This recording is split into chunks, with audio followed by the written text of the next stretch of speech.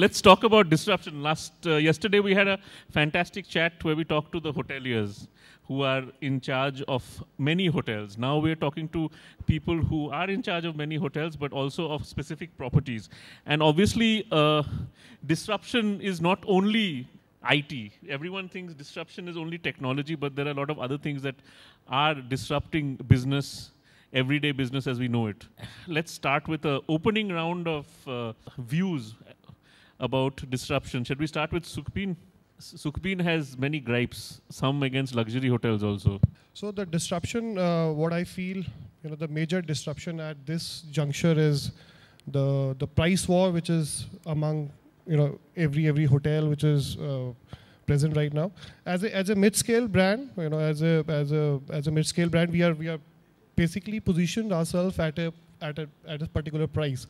But where we are located right now in Aero City, there are major big boys around us, and the kind of pricing which they have set up is very different. The kind of services which they provide and the kind of price which they have set, it creates a ripple effect for a mid-scale brand like ours, wherein we have to cut our prices to a level where we are not.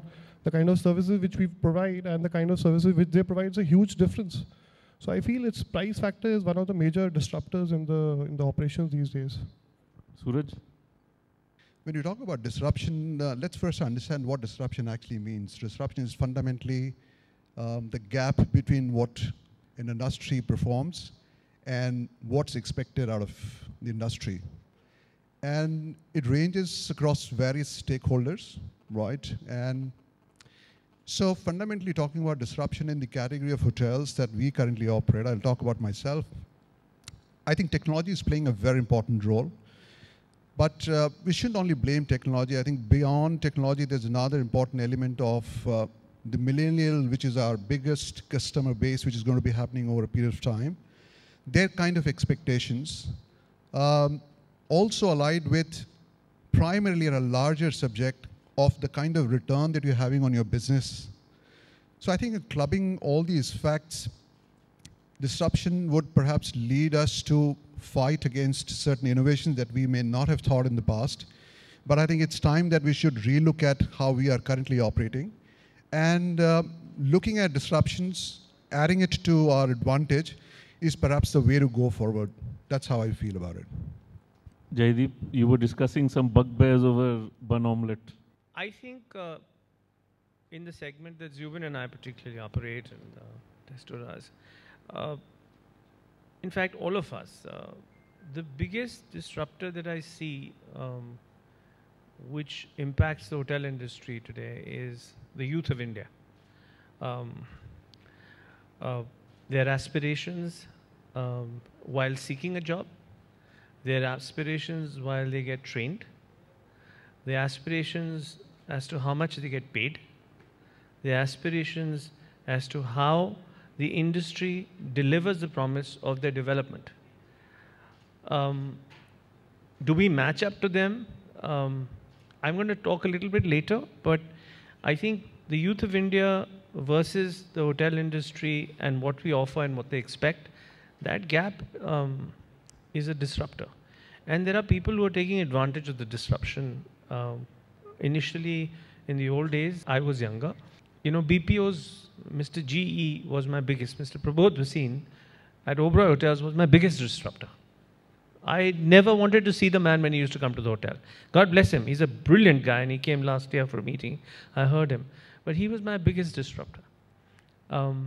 Then came banks, airlines. And off late, it's the retail industry. All these guys are taking advantage of this gap between the youth of India and the hotel industry.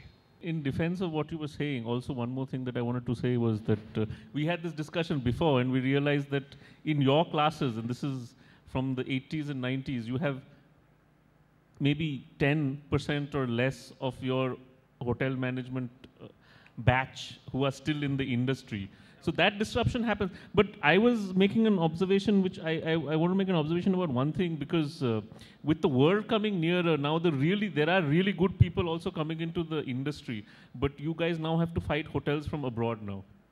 which is the big, as far as pay is, it's a huge thing.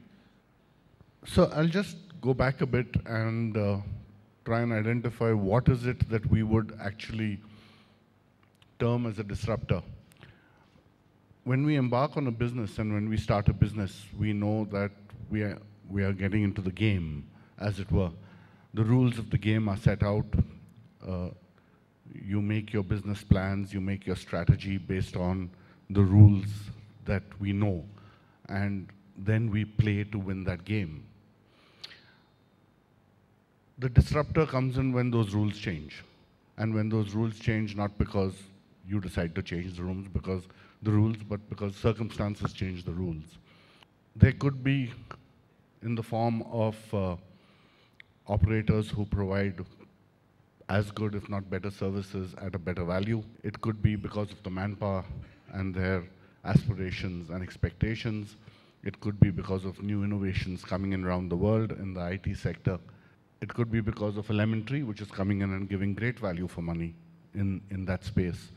OEOs and Airbnbs, etc. But I think today the biggest disruptor that we have to deal with and grapple with every day is something that we are not planned for, or we haven't planned for. I'll go back again and say all of what we are experiencing today, to some extent we do see the writing on the wall. We see the writing on the wall that things are changing, the way bookings are made are changing, travel agents are not playing that important a role, bookings are happening online directly, etc., etc., giving you an opportunity to adjust your strategy to meet those changes. But the biggest disruptor that I feel today that's happening is government regulation. You have absolutely no idea what's going to come next. Suddenly one morning I wake up to calls saying that your name is in the front page. Is your bar open? I said, sorry. And I had the night shift actually go with a measuring tape from the gate of the hotel till Dhalakwa to see, please tell me how far away from Dhalakwa. Suddenly I get a call saying that we've had an inspection and we've been asked to shut down our tandoors. Excuse me? We can't have charcoal fires anymore in the kitchen. One day I'm told that you got to change your salary structures, minimum wages have changed in Delhi.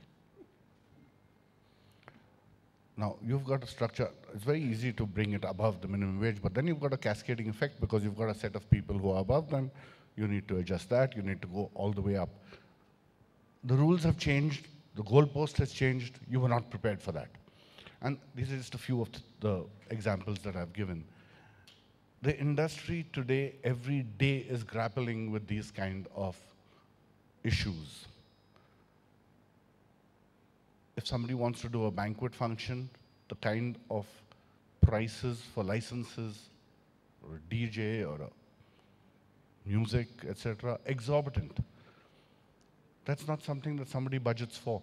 So these are what the issues that we need to deal with today. And today we as an industry need to actually be able to at least have some predictability, saying going forward, how do we create a business plan to factor in these aspects?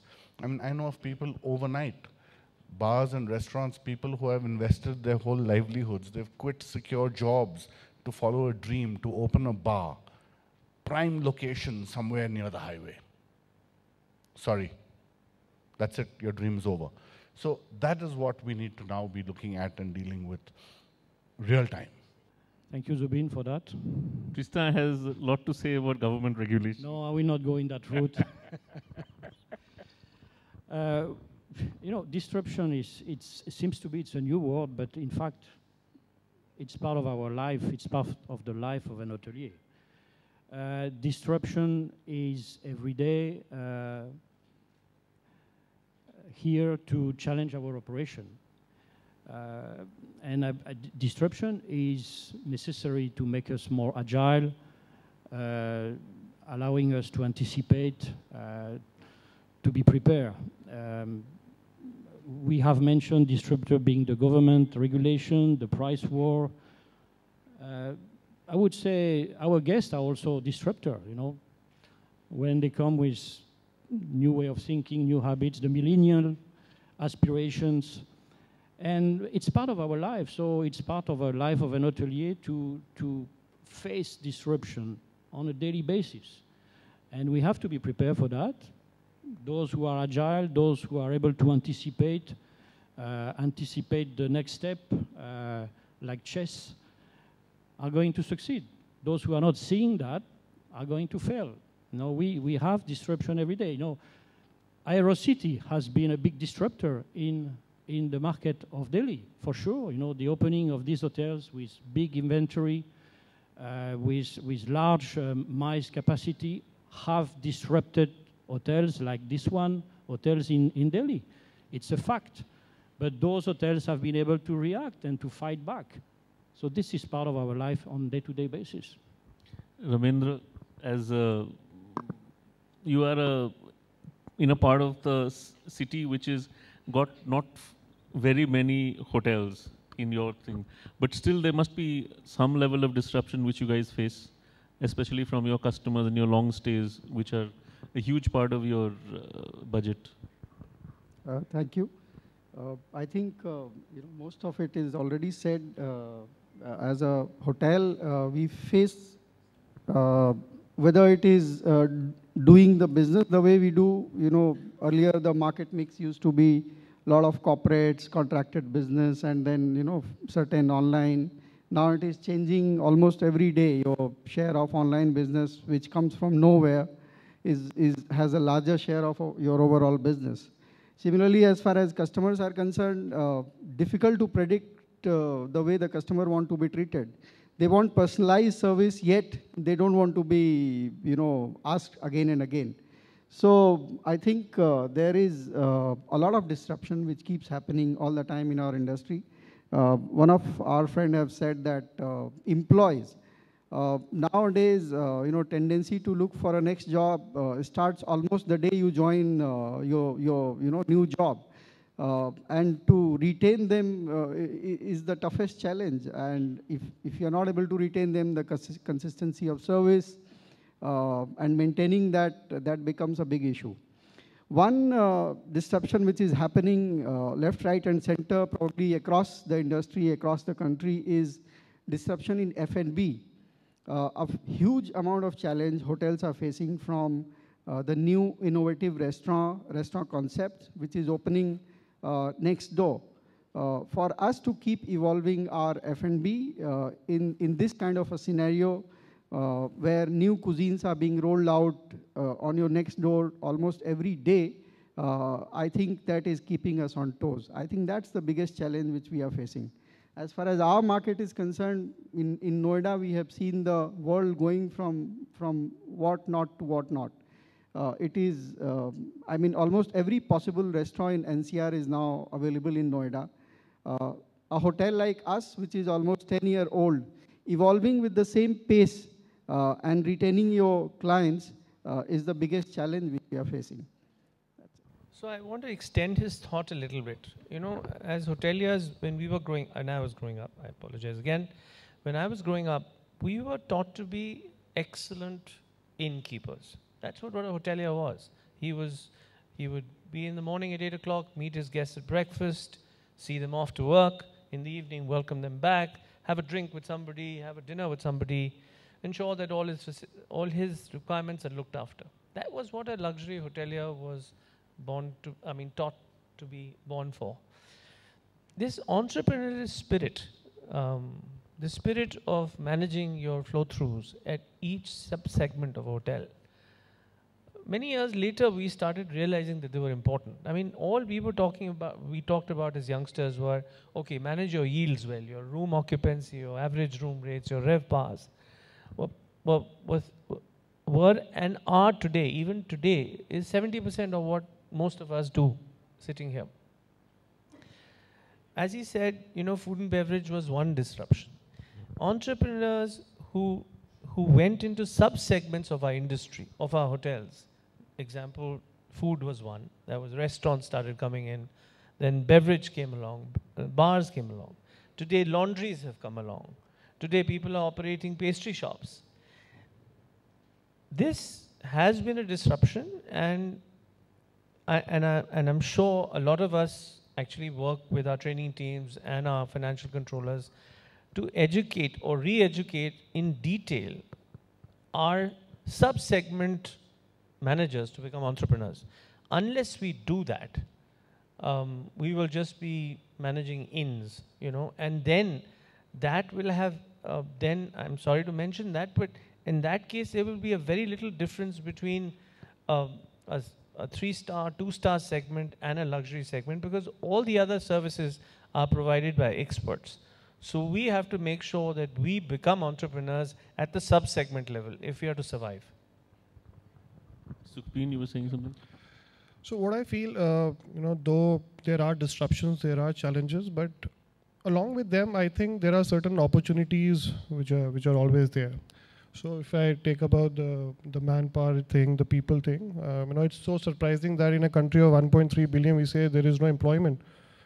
And we say there are no people, because it's so difficult to find the right kind of people who have the right aptitude, right, you know, willingness to grow, willingness to stay back and work. But then there's an opportunity which is attached to it. You know, I'll talk about how we have done it.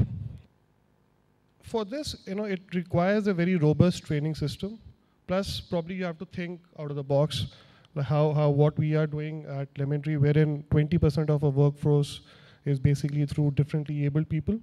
And now, you know, we are actually going forward and taking, you know, acid survivor attack ladies and people from orphanages, because there are certain section of work which probably people think that, you know, people from guys who just pass out from the hotel management, they think it's you know, cleaning of tables or cleaning of plates, they think it's too small a work for them.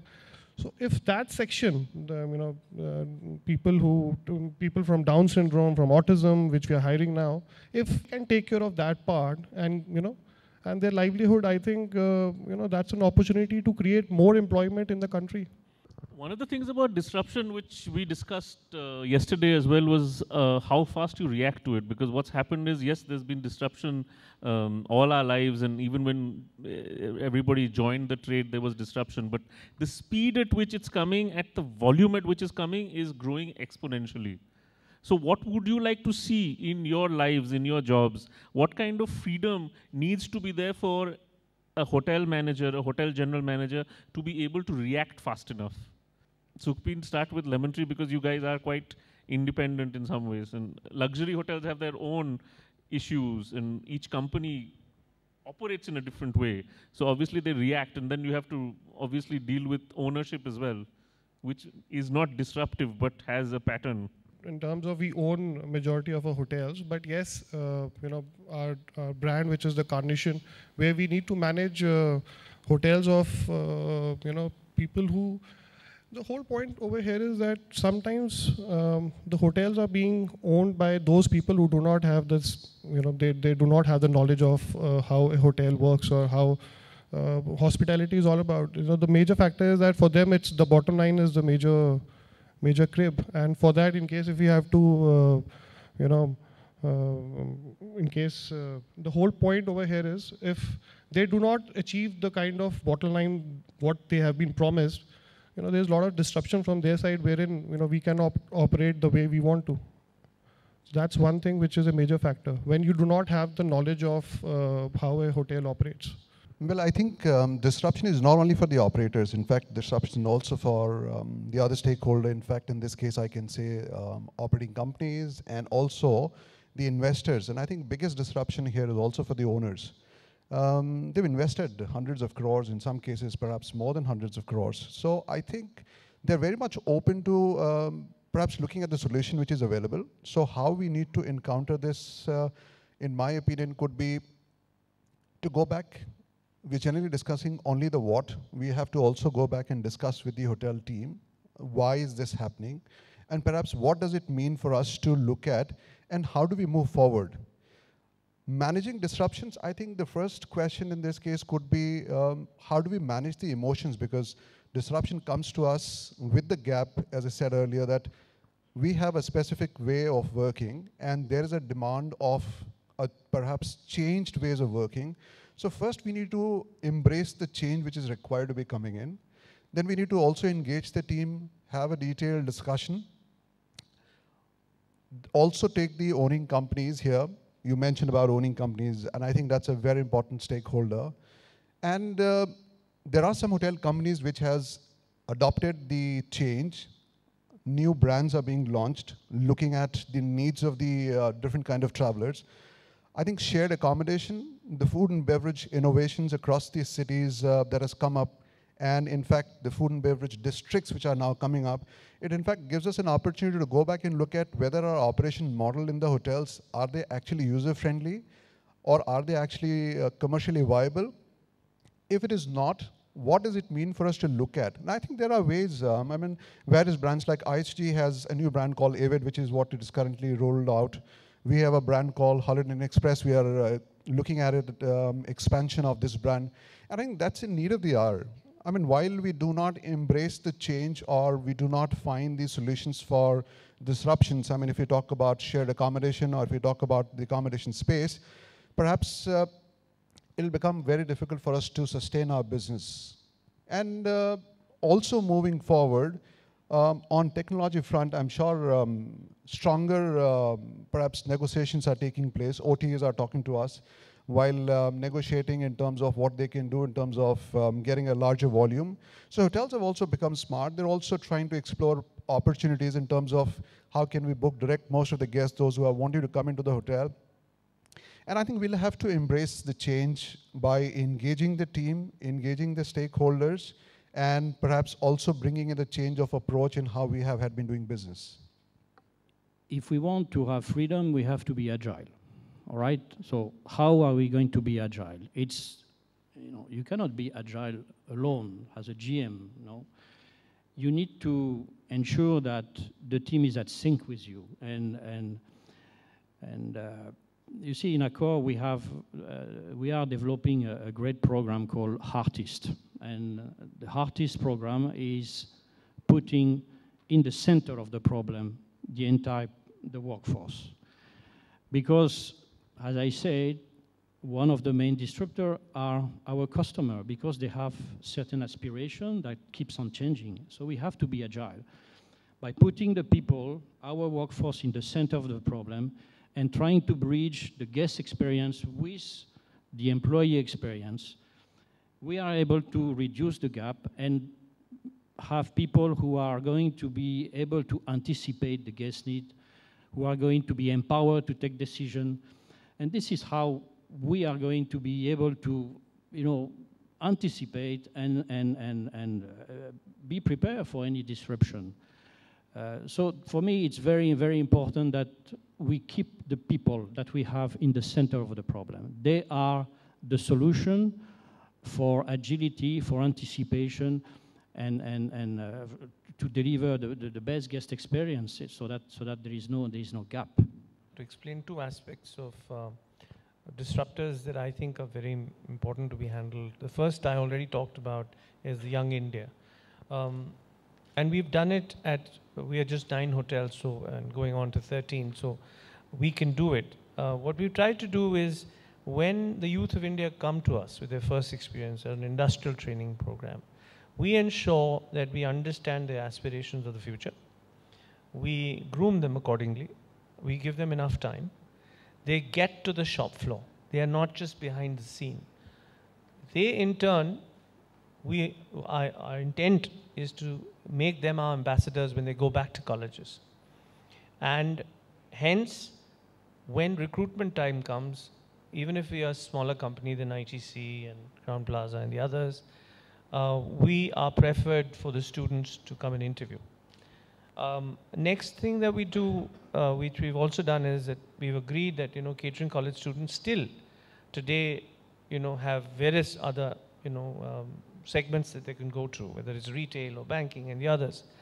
So what we've worked again backwards is that we are working very closely with the National Skills Development Council, where we don't necessarily you know, take students with 3 years degrees, but with smaller courses designed for food and beverage or designed for housekeeping, designed for the other subsegments in a hotel. We invest in our training teams invest with them to hire the right students with the National Skills Council, to then train them in our institutions, in our organizations, and then hire them once they pass out. So in the process, we get a larger plethora of young India coming to us.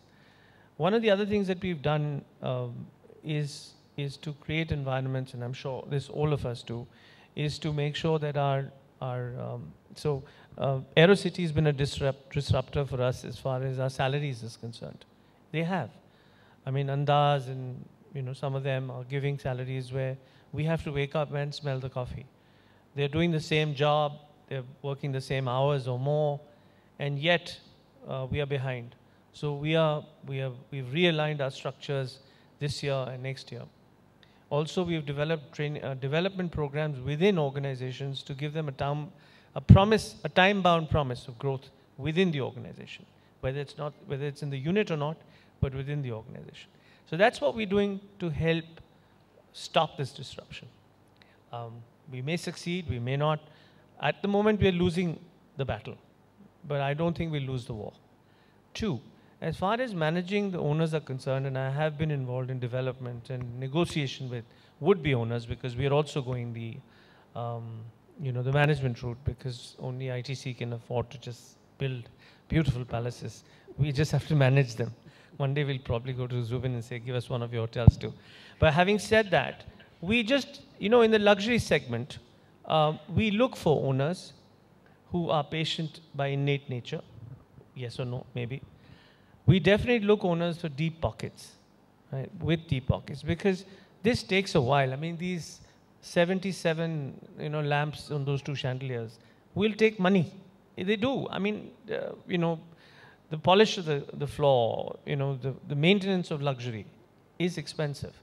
And it takes a while before, you get your ROI back. The owners of today have various other, industries, and within the industry, different options, where the ROI is faster. And for some of them, we look for those who care. And, they said, it's a ROE, it's a return on ego. We look for those guys. We really go and search those return on ego guys, because the ROI guys are never going to be happy with Leela. And also, when we find them, we don't overpromise. In the past, all of us in this room and our seniors have sometimes overpromised, and that's what really gets them going. That we overpromised to our owners. That's something that we've learnt from others more than us, but even ourselves. Zubin, I think you need to retort. So what have we been talking about till now? We've been talking about being victims of disruption, victims of circumstances that have been changing, victims of the rules of the game that go on changing. Why can't we think about ways of being the disruptors? Why can't we look at opportunities to change the rules of the game?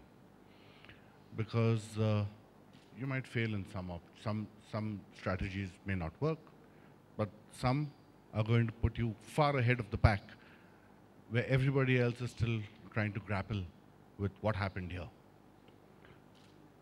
So instead of us being, because no matter what you do, you're always going to be trying to adjust your strategy based on what others are doing. And others are not necessarily direct competition.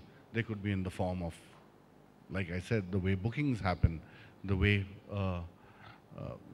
you hire, etc.